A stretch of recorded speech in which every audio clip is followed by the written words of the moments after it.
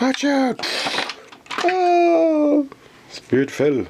The spirit didn't last that long.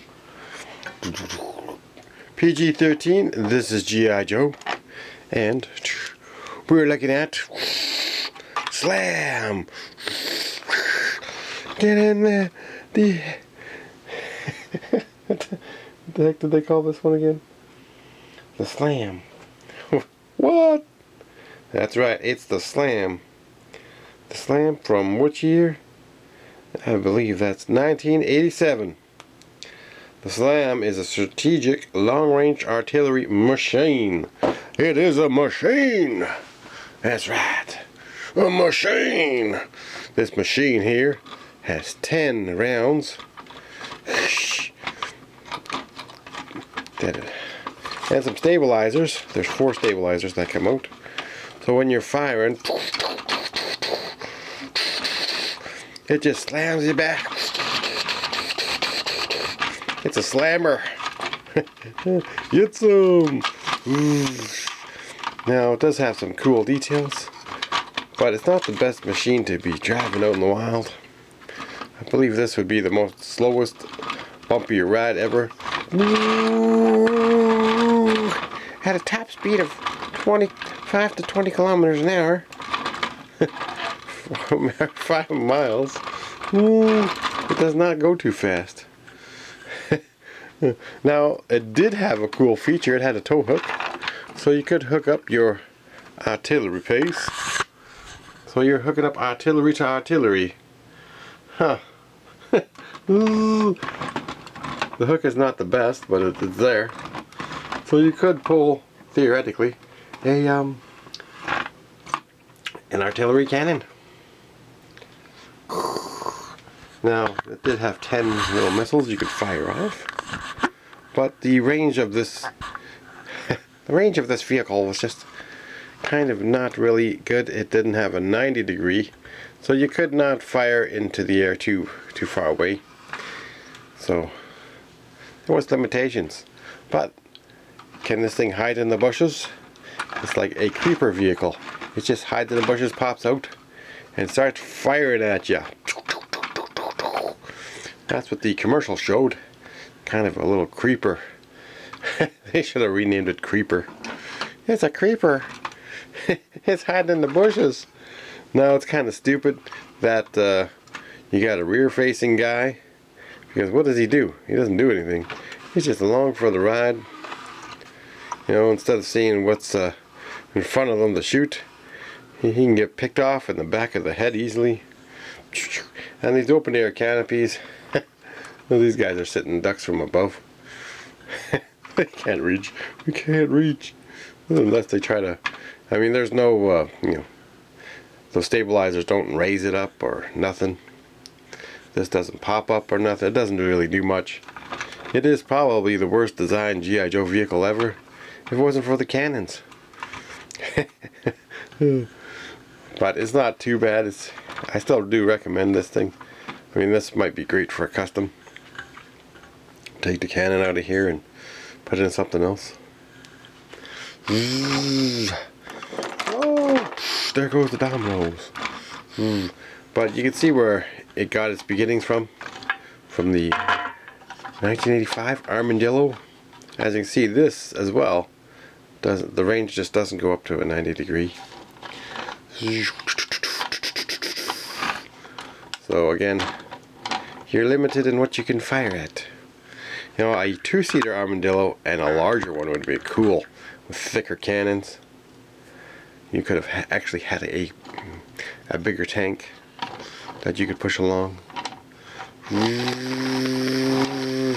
But I mean, this is great. It does fit on all the tactical battle platforms you could have, or the G.I. Joe Mobile Command Center, which I'll try to get sometime in the future.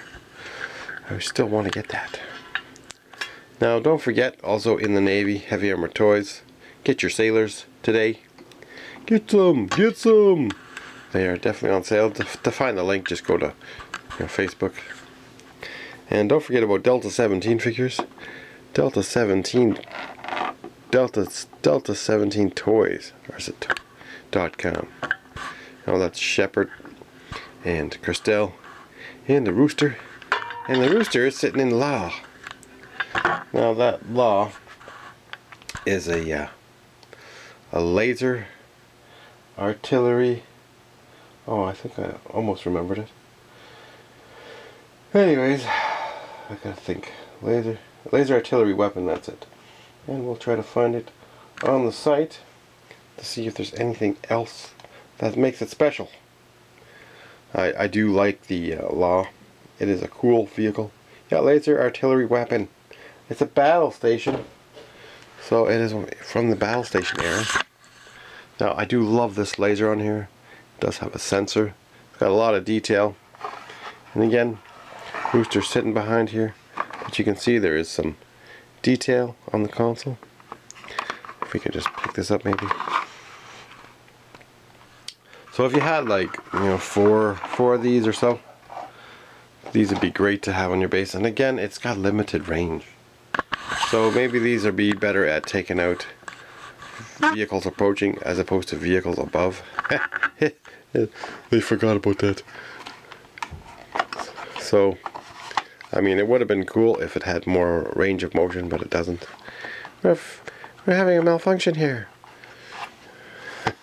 And it always clicks on something, because how they design it is just, you have to pop it in from the top. But it does swivel all the way around, so you technically can take out anyone even behind you. You could fire on your own base. So it is a cool view, a cool little battle station, and that falls in line with all the other battle stations. One more thing I would like to mention though is why. You know, why did they get the proportions wrong for Destro's head in the in the 90s? It's 93 or 94. Anyways, this guy's head sucks. I mean, it's supposed to be a mask, so it's supposed to be larger. And here they just made it his head. You can see the size difference on his head. Yeah. The vintage is always the best. Version 1 and 2, Destro.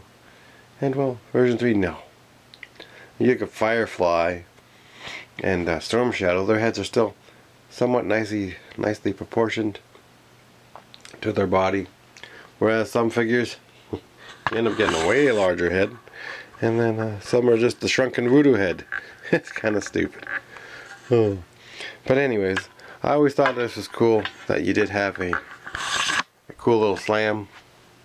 And I think I did have one of these as a kid. Just don't remember it as much. But again, in numbers, these would be pretty cool. But it's almost like it's it's part of a tank that just never got to be. So this thing is more of a stationary vehicle than the actual vehicle. Motorized junk. It's junk. But in numbers, we've got the numbers. You just can't get out of the way fast enough.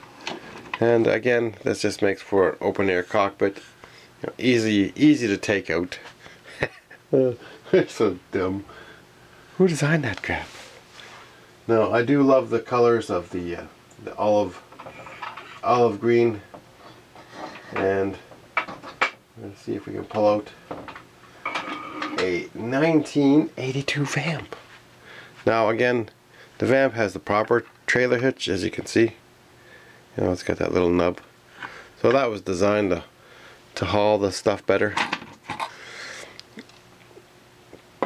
We're gonna slam the crap out of that. It's got slammed. So the hitch fits nicely in the tow behind, and you know, you can't really tow this thing from behind. This thing might be able to it's a lower hitch too. It might be able to pull the vamp. Now I did do some rearranging. I don't know if I showed you in my last video, but I was able to put a shelf on this small little table so I could fit more stuff in here. So I put the Blackhawk in there, and the General, and another Conquest. and I could still have room to put one more thing if I wanted. And you know, I put the Teardrome on here, and these squared off shelves actually you could fit in, so you can still put, you know, the Condor up there and the Rattler, and then all your boxes even behind.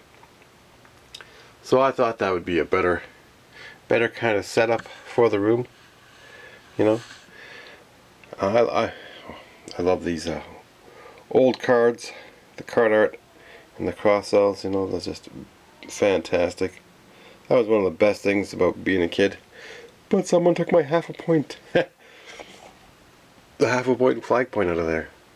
But this is a better display, I think, so you can fit more stuff in smaller spaces. And as you can see, I do have the wall of figures on there. I don't know how well that'll come in. I really wish they would have kept the vintage look for the Cobra figures. Don't forget Delta17. Delta17Toys. You should just change the name to Delta17, because people are trying to look for Delta17. But they'll find it. Obviously it shows up on Google. Now, these figures are made pretty cool too. So they're pretty much in line with the Delta17. They do have a nice feel to them.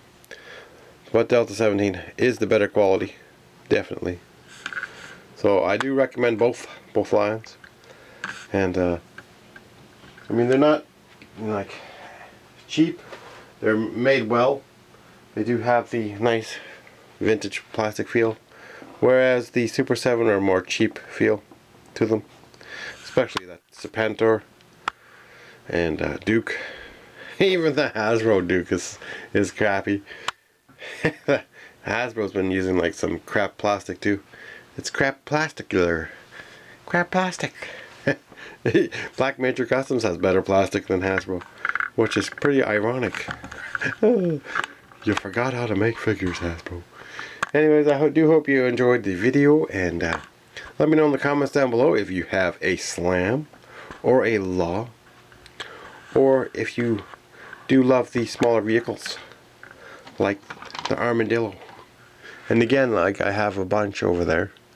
So he's 7, I think. Yeah, I got 7 Armadillos plus the crappy version, the Slaughters and Marauders one, where it's so weighted it just goes like that. Anyways, they should have done something more instead of do that for the Slaughter Marauders vehicles. That was a kick in the face, kick in the teeth, to be exact.